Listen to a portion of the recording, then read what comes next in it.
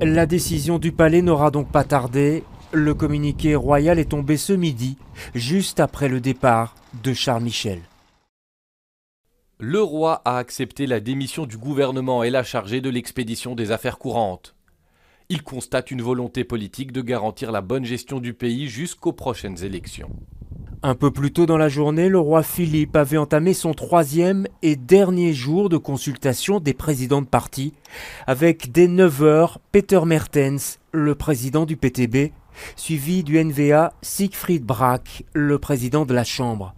C'est donc la fin d'une crise politique qui empoisonnait l'exécutif fédéral depuis 2 semaines, depuis que les ministres NVA avaient claqué la porte du gouvernement.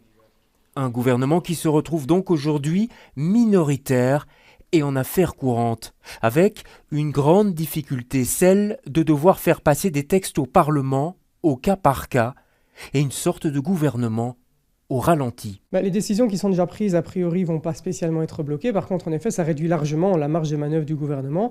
Et donc, effectivement, ça va ralentir toute une série de dossiers et en bloquer certains autres.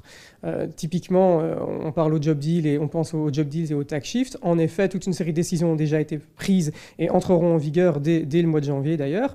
Mais il y a toute une série d'autres mesures qui étaient censées compenser le déficit budgétaire qui sont causés par ces mesures-là, qui, le budget n'ayant pas été adopté, vont être bloquées. Et donc, il faudra trouver d'autres moyens pour le gouvernement et pour le Parlement de mettre ce budget à l'équilibre. Une situation compliquée donc et qui va devoir tenir coûte que coûte jusqu'au 26 mai, date des élections régionales, européennes et fédérales. L'option d'organiser des élections anticipées ayant été écartée.